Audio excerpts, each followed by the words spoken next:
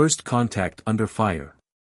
Captain Elena Santos stood at the helm of the HSS Intrepid, Earth's most advanced deep space exploration vessel, as it emerged from its final jump into the unexplored Carina sector. The bridge crew worked in practiced silence, their fingers dancing across holographic interfaces as they conducted routine system checks after the quantum transition. All systems nominal, Captain. Lieutenant Sarah Chen reported from the operations console, her voice steady despite the lingering disorientation from the jump. Sensor arrays recalibrating now.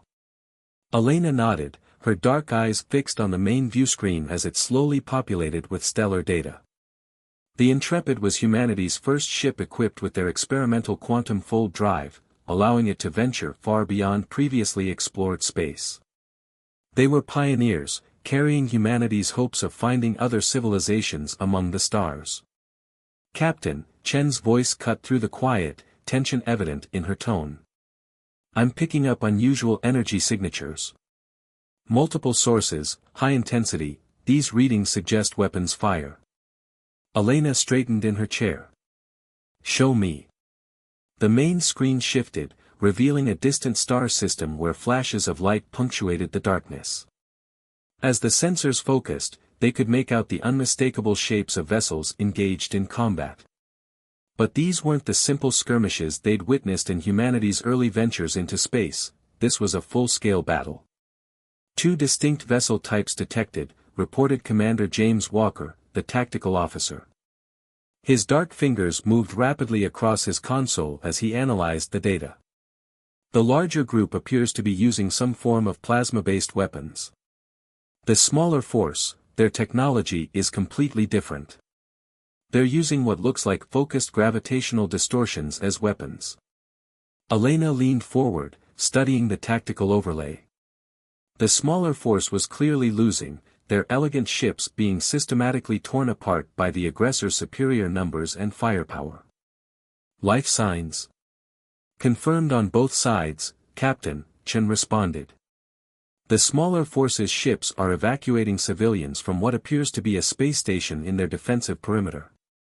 But at their current rate. She paused, running calculations, they won't get everyone out before their defensive line breaks. The bridge fell silent as the implications sank in. The Intrepid was an exploration vessel, not a warship. Its defensive capabilities were designed for surviving chance encounters with spatial anomalies or deterring pirates, not engaging in full-scale combat. But they were also the only human ship within several light-years of this conflict. Dr. Patel, Elena called to their xenoanthropologist, any insights on the combatants? Dr. Rajesh Patel had been quietly studying the sensor data since they'd arrived. The defending forces architecture suggests a highly advanced civilization, Captain. Their technology appears to be based on manipulating fundamental forces, gravity, electromagnetic fields. The attackers. He frowned, their ships show signs of being partially biological. They're adapting their attack patterns in real time, learning from each engagement. Elena processed this information, her mind racing through options. First contact protocols were clear, observation without intervention unless absolutely necessary. But those protocols had been written with the assumption that humanity would be the less advanced civilization in any encounter. They hadn't anticipated finding an advanced species in need of help. A massive explosion lit up the view screen as one of the defending ships succumbed to the relentless assault.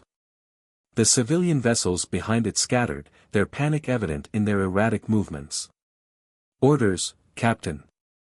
Walker asked quietly, his hand hovering over the tactical controls. Elena stood, her decision made. Humanity had spent centuries dreaming of finding other civilizations among the stars. She wouldn't let their first contact be watching those civilizations die when they could help. Battle stations, she commanded, her voice carrying the weight of history. Lieutenant Chen, begin calculating quantum fold trajectories that will put us between those civilian ships and their attackers. Commander Walker, power up all defensive systems and prepare to deploy our prototype shields. Dr. Patel, start composing a first contact package, we're about to introduce ourselves in a rather unconventional way. As klaxons sounded throughout the ship, Elena activated the ship-wide comm, "All hands, this is the captain speaking.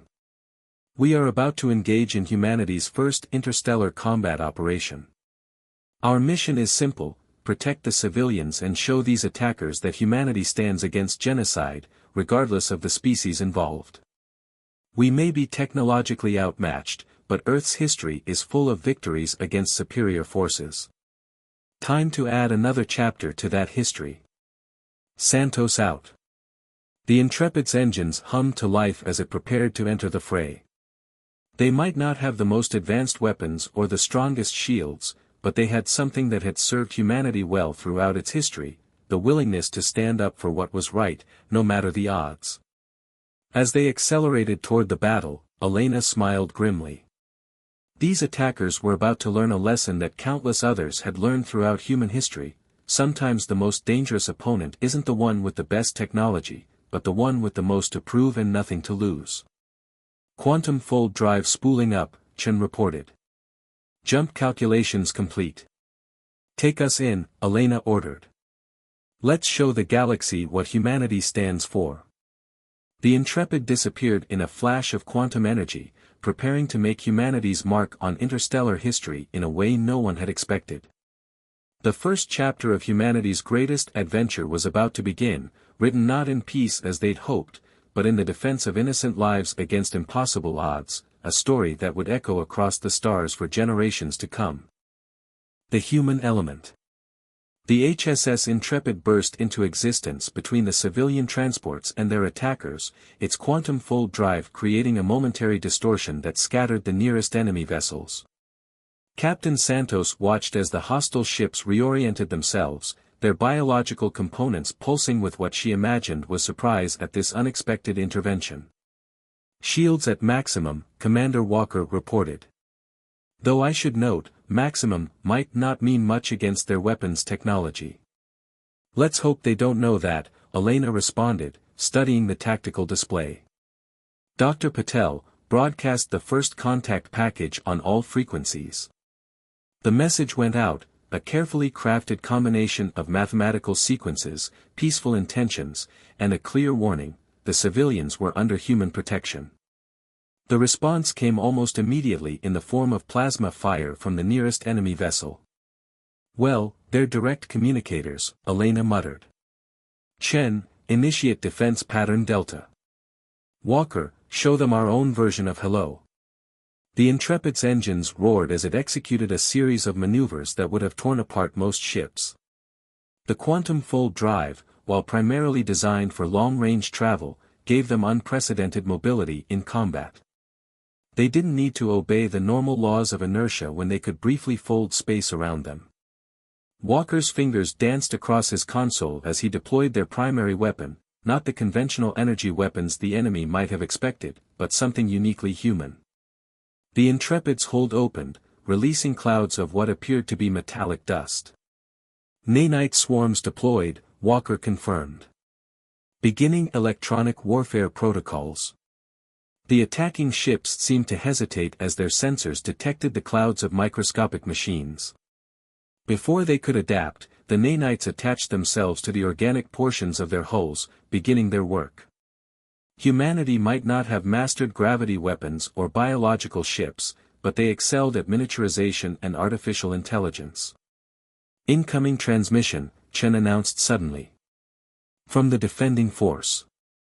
A holographic image appeared on the bridge, showing a being composed of what appeared to be crystalline structures that shifted and flowed like liquid. "Unknown vessel," the alien's translated voice carried both confusion and hope, "your intervention is unexpected. I am Admiral Zara of the Luminian Defense Force." "Captain Elena Santos of the Human Exploration Service," Elena responded, keeping one eye on the tactical display as Walker coordinated the nanite swarms. "We apologize for the unconventional introduction, Admiral, but we have a policy against standing by while civilians are massacred." "The Vorketh care nothing for such policies," Zara replied. "They consume all in their path, adapting to and overwhelming any defense. Your assistance is appreciated, but An explosion rocked the Intrepid as one of the larger Vorketh vessels managed to land a hit. The shields held, barely, but the power fluctuation was concerning. Status of the nanite operation? Elena demanded. Swarms Alpha through Delta have successfully infiltrated their organic systems, Walker reported with a grim smile. Initiating Phase 2. The nanites, having worked their way into the biological components of the Vorketh ships, began executing their true purpose. They weren't weapons in the conventional sense, instead, they began broadcasting contradictory signals to the organic parts of the vessels, creating confusion in their neural networks. Admiral, Elena addressed the Luminian commander, our technology may be primitive compared to yours, but we've learned that sometimes the simplest solutions are the most effective. Your gravity weapons and our nanites, care to coordinate? Understanding dawned in the crystalline being's shifting form. A pincer attack, using your disruption of their biological systems to create vulnerabilities for our gravity weapons to exploit. Primitive, perhaps, but elegant in its simplicity. The battle shifted as the two forces began working in concert. The Luminian ship's gravity weapons found their targets much easier now that the Vorketh vessels were struggling with their own systems. Each successful hit created more openings for the nanites to exploit, which in turn created more vulnerabilities for the Luminians to target. Multiple Vorketh vessels showing signs of systemic failure, Chen reported. They're attempting to adapt, but the nanites are preventing their usual evolutionary responses. They're not used to dealing with electronic warfare on this scale, Dr. Patel observed. Their biological technology makes them incredibly adaptable, but it also makes them vulnerable to this kind of attack. They've never encountered it before. The Intrepid shuddered again as it took another hit, this one stronger than the last. Shields at 30%, Walker warned. The nanites are working, but they're learning to target us specifically now. They recognize we're the source of the disruption. Elena nodded grimly. Then we'll have to work faster. Admiral Zara, if we can create a large enough disruption in their fleet coordination, can your gravity weapons create a cascade effect through their neural networks? The crystalline being's form pulsed with what might have been excitement. Yes, that could work. But the disruption would need to be significant, and your vessel would have to get dangerously close to their command ship. Getting dangerously close to things is something of a human specialty, Elena replied with a tight smile. Chen, plot us a course through their formation. Walker, prepare to deploy our entire remaining nanite reserve. Let's show these Vorketh why picking on civilians was a very bad idea. As the Intrepid prepared for its most dangerous maneuver yet, Elena couldn't help but feel a surge of pride. Humanity had dreamed of joining the galactic community for centuries, and now they were announcing their presence not with grand ceremonies or diplomatic exchanges, but by doing what humans did best, standing up for the defenseless and finding creative ways to overcome seemingly impossible odds. The battle was far from over, but humanity had made its mark. The galaxy was about to learn that technological advancement wasn't everything. Sometimes the most dangerous species was the one that thought differently, fought creatively, and refused to accept defeat, no matter the odds. Adaptation and innovation. The Intrepid's quantum drive hummed at frequencies that made the deck plates vibrate as Captain Santos watched the massive Vorketh command ship grow larger on the main view screen. Their plan was either brilliant or suicidal, possibly both, which made it perfectly human. Final nanite swarm primed for deployment, Walker reported, his voice steady despite the tension. Engineering reports they've managed to modify the quantum fold drive's containment field to act as a temporary amplifier for the disruption signal. A modification that's going to burn out half our systems, Chen added from her station, but it should work. Theoretically. Theoretically is how humans got to the stars in the first place, Elena responded, her eyes fixed on the tactical display. Status of the Luminian fleet. The crystalline ships of their new allies had formed a precise geometric pattern around the battlefield, their gravity weapons ready to create the cascade effect they'd planned. Admiral Zara's holographic form stood beside Elena's chair, its crystalline structure shifting with what she'd learned to recognize as anticipation. "We are in position, Captain," the Admiral confirmed. "Though I must again express concern about your vessel's survival chances at this range." Elena allowed herself a small smile. "Humanity has a long history of beating the odds, Admiral. Besides, sometimes you have to roll the hard six." The alien commander's translation software seemed to struggle with the idiom, but the meaning was clear enough. The Intrepid was going to get close enough to the Vorketh command ship to deploy their enhanced nanite swarm directly into its neural network, creating a disruption that the Luminian gravity weapons could exploit to create a feedback loop through the entire enemy fleet. Multiple hostile locks, Walker announced as enemy fire began to streak past the Intrepid's hull. "They're adapting to our evasion patterns. Time to show them something new then," Elena responded. "Execute Operation Mobius." The Intrepid's quantum full drive engaged in a way its designers had never intended, creating a series of microfolds in space around the ship. To the Vorketh targeting systems, it would appear as if the human vessel was in multiple places simultaneously, each position equally real and false. "Quantum uncertainty field holding," Chen reported, though her console was sparking from the strain. "We can maintain this for maybe 2 minutes before the drive burns out completely." "That's 1 minute and 50 seconds more than we need," Elena said. "Walker, deploy the swarm on my mark." The Intrepid dove through a gap in the Vorketh formation, its impossible trajectory confusing their targeting systems. The massive command ship loomed ahead, its biological components pulsing with angry colors as it tried to track the human vessel. "Their adaptive algorithms are failing to compensate," Dr. Patel observed, studying the sensor readings. "The quantum uncertainty field is presenting them with too many contradictory data points. Their biological processing can't handle the paradox." "Approaching optimal deployment range," Walker announced. 30 seconds. Elena glanced at Admiral Zara's hologram. "Ready to make history, Admiral?" The crystalline being's form pulsed with what might have been amusement. "You humans have already made history today, Captain. Now we shall write its conclusion. Mark." Elena commanded as they reached the perfect position. The Intrepid's remaining nanite reserves launched in a brilliant cloud, enhanced by the quantum field to penetrate deeper into the Vorketh command ship systems than should have been possible. The microscopic machines carried more than just disruption protocols this time, they carried a specifically engineered chaos, a form of electronic warfare that turned the enemy's greatest strength into a weakness. "Nanite swarms successfully penetrating their neural network," Walker reported. "Disruption patterns at maximum intensity." The massive Vorketh vessel shuddered as its biological components began receiving countless contradictory commands, its adaptive capabilities working against it as it tried to process impossible quantum states and paradoxical data streams. "Luminian fleet, execute gravity cascade," Admiral Zara ordered. The crystalline ships fired as one, their gravity weapons precisely calibrated to exploit the disruption the humans had created. The effect was immediate and devastating.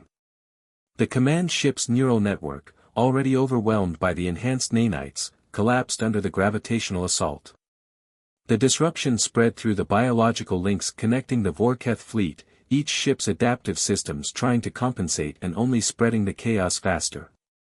"Enemy fleet showing signs of systemic failure," Chen reported, her voice rising with excitement. "The cascade effect is working." One by one, the Vorketh ships began to lose cohesion as their biological components turned on their mechanical parts, their much-vaunted adaptability becoming their undoing. The few vessels that managed to sever their neural links in time began to retreat, their coordination lost, their advantage broken. The Intrepid's bridge erupted in cheers as the enemy fleet fell into disarray, but Elena's celebration was cut short by a warning klaxon. "Quantum drive reaching critical levels," Chen warned. "We need to shut it down now or we'll lose containment." "Get us clear of the command ship," Elena ordered. "Walker, status of the civilian evacuation?" Last transport clearing the defensive perimeter now, he confirmed. The Luminian fleet is providing cover. As the Intrepid limped away from the dissolving Vorketh fleet, Elena turned to Admiral Zara's hologram. I'd say this counts as a successful first contact, wouldn't you, Admiral? The crystalline being's form rippled with what Elena was now certain was laughter. Indeed, Captain Santos. Though I suspect the galaxy will need time to adjust to humanity's unique approach to problem-solving. Elena smiled, watching as the last of the Vorketh ships fled the system. They'll have plenty of time to adjust. Humanity's here to stay. The battle was won, but as she looked at her damaged ship and her exhausted crew, Elena knew this was just the beginning. Humanity had announced its presence to the galaxy not with words but with actions, demonstrating both their technological creativity and their moral courage.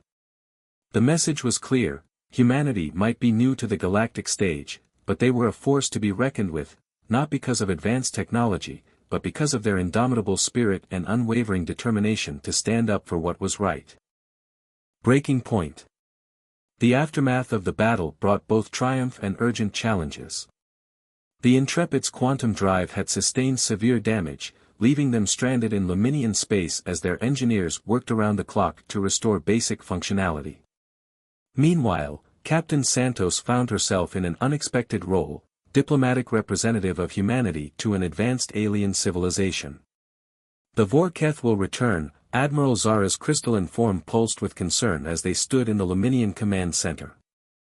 Three-dimensional tactical displays showed the movement of enemy forces regrouping at the edges of their space. They never abandon their prey entirely. They will adapt to our combined tactics and return stronger. Elena studied the tactical projections, noting the patterns in the enemy movements. How long? Perhaps 2 standard cycles, what you would call Earth weeks. They are gathering reinforcements, analyzing their defeat. When they return, they will have countermeasures for both your nanite technology and our gravity weapons. Dr. Patel, who had been quietly analyzing Luminian historical data, spoke up. Their biological technology allows them to pass combat adaptations through their entire fleet almost instantly. Each encounter makes them stronger, more resistant to previous tactics. The implications were clear. They had won the first battle through surprise and innovation, but that advantage was gone. The Vorketh would return with defenses against both human and Luminian technology, and their numbers would be greater. Then we need something new, Elena said, her mind already racing with possibilities. Something they haven't seen before. She turned to her chief engineer, Lieutenant Maria Rodriguez, who had been supervising repairs to the quantum drive. Lieutenant, you said the drive wasn't completely dead. Rodriguez wiped grease from her hands, her expression thoughtful. The main containment systems are fried, but the core mechanism is intact. We can't use it for propulsion anymore, but... She paused, an idea forming. The quantum field generator still works. We just can't control it properly. What if we didn't need to control it? Elena asked, an idea taking shape. What if we just needed to make it explode? The Luminian engineers present shifted their crystalline forms in what Elena had learned was their equivalent of alarm. Admiral Zara's translator struggled to convey their technical objections. Captain, an uncontrolled quantum field collapse would be catastrophic. The spatial distortions alone could tear apart everything within a light minute. Exactly, Elena smiled. Lieutenant Rodriguez, could we modify the remaining drive components to create a controlled overload? Something we could trigger remotely. The engineer's eyes widened as she caught on to the captain's thinking. You want to turn our broken quantum drive into a bomb? One that would create a massive field of quantum instability? She ran quick calculations on her tablet. It's possible, but we'd need help understanding how it would interact with local spacetime. We barely understand how the drive works in normal operation. Admiral Zara's form flickered with what might have been excitement. Our scientists could assist. We understand the principles of quantum manipulation, even if we've never weaponized them in quite this way. That's why it might work, Elena explained. The Vorketh adapt to weapons they've encountered before. But they've never seen anything like this because no one's been desperate enough or crazy enough to try it. The next 2 weeks became a frenzy of activity. Human engineers worked alongside Luminian scientists, combining their understanding of quantum mechanics with the aliens' advanced knowledge of fundamental forces. The Intrepid's damaged drive was carefully modified, its containment systems rebuilt not to contain a quantum field, but to direct its collapse in a specific way. Meanwhile, the rest of the crew helped fortify the Luminian defenses. Human tactical officers shared centuries of military history, teaching their allies about guerrilla warfare, asymmetric tactics, and the art of appearing weaker than you were. The Luminians, in turn, shared their advanced sensor technology, allowing the defenders to track Vorketh movements with unprecedented accuracy. "They're coming," Chen announced one morning, her sensors detecting the approaching fleet. At least triple the number of ships from last time. Elena stood on the bridge of the Intrepid, now permanently docked at the Luminian station. The ship would never fly again, but it had one last service to perform for humanity. "All civilian ships have been evacuated to the far side of the system," Walker reported. "Luminian defense fleet is in position." "And our surprise package?" Elena asked. Rodriguez's voice came over the comm from engineering. "Modified quantum drive is ready, Captain. We've linked it to the Luminian control systems. They can trigger it remotely once the Vorketh are in position." Elena looked at Admiral Zara's hologram. "Are your people ready for what comes next?" The crystalline being's form settled into what Elena now recognized as their version of grim determination. "We are prepared. Though I must admit, this plan of yours goes against all our tactical doctrine." "Sometimes the best plans do," Elena replied. "Humanity learned that lesson long ago. When you can't win with superior technology or numbers, you have to change the rules of the game entirely." The Vorketh fleet emerged from faster-than-light travel in a massive wave, their ships already beginning to adapt and evolve based on scans of the defensive positions. They had indeed learned from their previous defeat, their hulls now showing signs of anti-nanite countermeasures and gravity field dampeners. But they hadn't learned humanity's most important lesson: sometimes the greatest trap is the one that looks exactly like what your enemy expects. As the massive invasion force moved into position around the apparently weakened defense fleet, Elena gave the order that would change the course of the war: spring the trap. Defying convention. The Vorketh fleet advanced with predatory grace, their biological ships pulsing with confidence as they moved to envelope the seemingly weakened defenders. They had adapted to every tactic used against them in the previous battle, their hulls now bristling with countermeasures against both nanite swarms and gravity weapons. They expected resistance. They expected desperation. They expected defeat.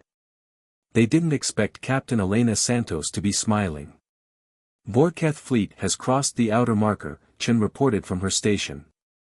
"All ships are within the quantum field radius." Elena nodded to Admiral Zara's hologram. "Time to show them why you should never corner a human." She opened a channel to the enemy fleet, broadcasting on all frequencies. "Vorketh Command, this is Captain Santos of Earth. You should have learned from our last encounter, humanity doesn't take kindly to bullies." The response came in the form of increased weapons fire, the Vorketh ships launching a devastating barrage that would have torn through their previous defenses. But the Luminian shields, modified with human-inspired randomized frequency modulation, held just long enough. "Now, Admiral," Elena ordered. "Light it up." Admiral Zara gave the command, and deep within the powered-down hull of the Intrepid, the modified quantum drive activated. But instead of creating a controlled field for faster-than-light travel, it began an intentional, catastrophic collapse. The effect was immediate and unprecedented. Space itself seemed to shudder as quantum probability fields expanded exponentially, creating a region where the normal laws of physics became more suggestion than rule. The Vorketh ships, dependent on their biological components' ability to process and adapt to changing conditions, suddenly found themselves in an environment where change itself had become chaotic and unpredictable. Quantum field cascade expanding at predicted rates, Rodriguez reported from her monitoring station in the Luminian Command Center. The Vorketh's adaptive algorithms are trying to compensate, but... She didn't need to finish the sentence. On the tactical display, they could all see the enemy fleet beginning to break apart. Their biological technology, trying to adapt to the quantum chaos, was instead accelerating their destruction. Each attempted adaptation created new vulnerabilities, each evolutionary response led to further deterioration. Their neural networks are collapsing, Dr. Patel observed, watching the sensor data with fascination. The quantum instability is creating a feedback loop in their adaptive systems. They're literally evolving themselves to death. Elena watched as the mighty Vorketh fleet, terror of this sector of space, began to dissolve under the assault of pure quantum chaos. Ships either broke apart or underwent bizarre transformations as their biological components lost coherence. A few vessels on the edges of the effect managed to escape, their retreat hurried and uncoordinated.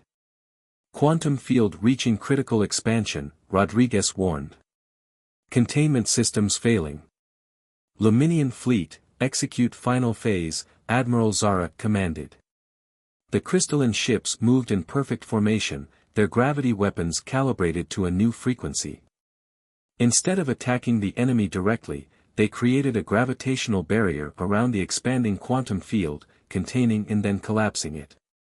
The space where the Vorketh fleet had been slowly returned to normal, leaving behind only scattered debris and a profound message: some enemies cannot be defeated by adaptation alone. As the last echoes of the quantum chaos faded, Elena turned to Admiral Zara. I'd say that concludes our first joint military operation rather successfully. The crystalline being's form rippled with what Elena now knew was their equivalent of laughter. Indeed, Captain Santos. Though I must admit, when you first suggested using an unstable quantum field as a weapon, many of my scientists thought it was impossible. Or insane. Speaking as a human, Elena smiled, those are often the same thing. Sometimes the best solutions are the ones that everyone else dismisses as impossible. In the days that followed, as the Luminian civilization celebrated their liberation from the Vorketh threat, Elena found herself in numerous discussions about humanity's future role in the galaxy. The Luminians, impressed by both human ingenuity and their willingness to stand up for others, proposed a formal alliance. Your people think differently than any species we've encountered, Admiral Zara told her during the formal ceremony. Where we see limitations, you see possibilities. Where we follow convention, you defy it. Perhaps this is exactly what our galaxy needs. Elena looked out at the assembled crowd of humans and Luminians, seeing not just allies but the beginning of something greater. That's what humanity does best, Admiral. We don't just accept the universe as it is, we imagine what it could be, and then we make it happen. The Vorketh would return eventually, she knew. They would adapt and evolve and try again. But they would find a changed galaxy waiting for them, one where human ingenuity and determination had combined with Luminian technology and wisdom to create something new. Something unprecedented. Something unstoppable. As Elena received the formal alliance documents, she couldn't help but smile at the irony. Humanity had dreamed of joining the galactic community for centuries, imagining grand diplomatic exchanges and peaceful first contact scenarios. Instead, they had announced their presence by turning their own broken technology into a weapon that defied the laws of physics, all in defense of a species they had just met. It was, she decided, a perfectly human way to introduce themselves to the galaxy. The HSS Intrepid would never fly again, but its sacrifice had earned humanity something far more valuable than a single ship, it had earned them respect. The galaxy now knew that technological advancement wasn't everything. Sometimes the most dangerous species was the one that looked at the impossible and said, why not? Humanity had arrived on the galactic stage, and the universe would never be the same.